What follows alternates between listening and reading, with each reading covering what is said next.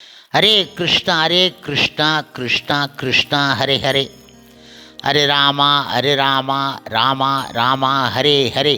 குட்டி கதைகள் 499. இங்கு சடகோபர் அவர்களின் கதை காண்போம்.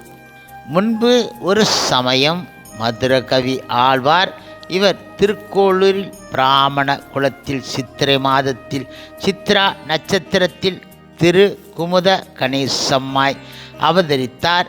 இவரும் வேதாத்தியனம் முதல் எல்லா சாஸ்திரங்களிலும் வல்லவராக வைராக்கிய சீலராக வாழ்ந்து வந்தார்.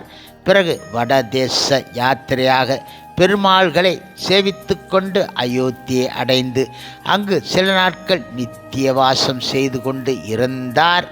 அடுத்ததாக நம்மாழ்வார் வரலாறு காண்போம்.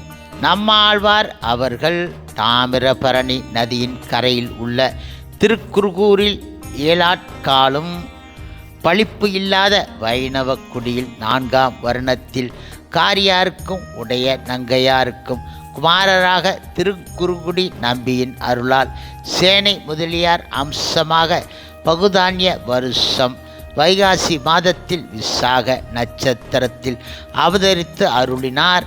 நம்மாழ்வார் அவதரித்த போது ஆத்ம ஞானத்தை மறைக்கின்ற சடம் என்னும் காற்று தம்மை நெருங்க அதனை கோபித்து போக ஓடவிட்டார். அதனால் தான் சடகோபர் என்கின்ற பெயரும் உண்டாயிற்று. எனவே ஆழ்வார் பிறந்த போதில் இருந்து பால் உண்ணாமலும் அழாமலும் சிரிக்காமலும் வளர்ந்து வந்தார். இந்த உலகியல் இயலுக்கு மாறிய நிலை கண்டு பெற்றோர் நம்பிக்கை என்ன குறை செய்தோமோ என்று வேதனையும் உடல் வளர்ச்சிக்கும் ஏதுவானா இல்லாமல் வாட்டம் இல்லாமல் வளர்ச்சி கண்டு வியப்பும் அடைந்து 12ஆம் நாள் பொழிந்து நின்ற பிரானை வணங்கி அங்கு ஆழ்வார்க்காகவே முன்னமே வந்து திருவந்தாழ்வான் திருப்புலி மரமாக வளர்ந்து இருக்க அந்த மரத்தடியில் தொட்டில் கட்டி மாறன் என்று திருப்பேரும் இட்டு அங்கே விட்டு போனார்கள். நம்மாழ்வாரும் தவழ்ந்து சென்று திருப்புலி ஆழ்வாரின் குறை போன்ற பொந்தில் நிஷ்டையாக இருந்து கொண்டு 16 வருஷங்களை கழித்தார். இவ்வளவில் திரு அயோத்தியில் வாழ்ந்து இருக்கும் மதுரகவி ஆழ்வார் அவர்களும் கோவிலை விட்டு வெளியே வர தெற்கே பெரிய தேஜஸ் ஒன்று தெரிய கண்டார். அந்த தேஜஸ் 2-3 நாட்களும் தெரியவே அது கண்டறிய வேண்டுமென அதையே குறியாக வைத்து இரவெல்லாம் நடந்து திருக்குறுகூரை அடைந்து விட்டார்.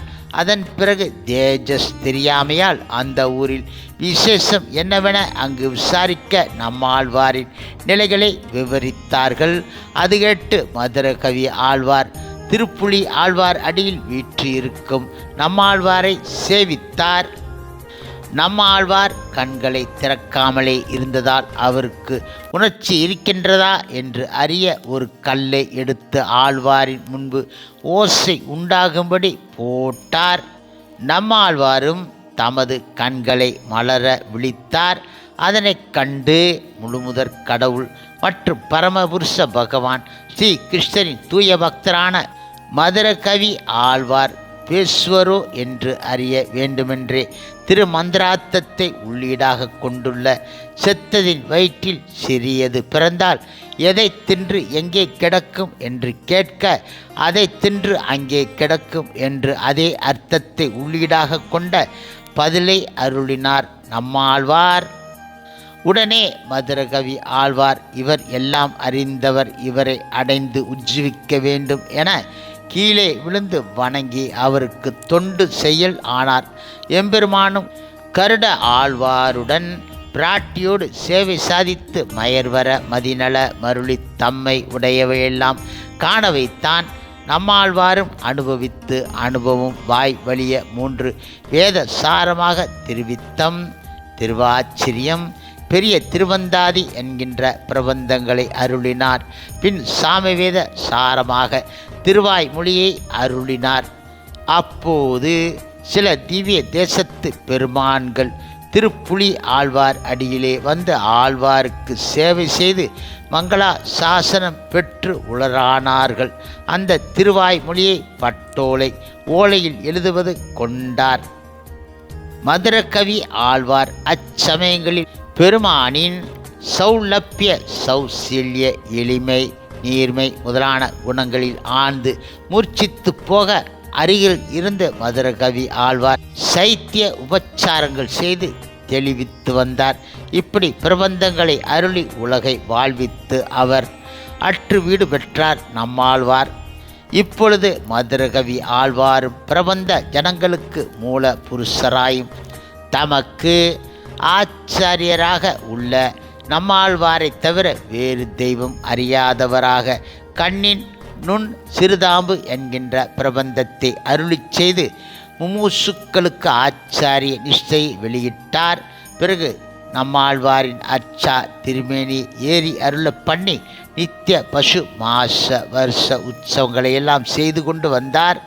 அப்போது நம்மாழ்வாரின் பெருமைகளை விருதூத பொறாத சங்கத்தார் விருதுகள் சொல்லக்கூடாது, சங்கம் ஏறாத கவி என தடுக்க மதுரகவி ஆழ்வாரும் நம்மாழ்வாரை பிரார்த்திக்க ஆழ்வாரும் அண்ட கோலத்தாருணு என்ற தனிச்செயலை அருளி அச்சங்கத்தாருக்கும் தம் பிரபந்தங்களின் பெருமை நிலைநாட்டினார்.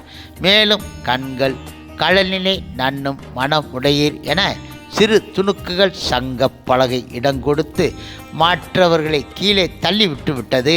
சங்கத்தார்கள் வியந்து நம்மாழ்வாரின் கவிகளை புகழ்ந்து பாராட்டினார்கள். ஹரே கிருஷ்ணா கிருஷ்ணா கிருஷ்ணா ஹரே ஹரே, ஹரே ராமா ராம ராமா ஹரே ஹரே. சில பிரபுபாதரின் சேவையில் இஸ்கான் பக்தர்கள்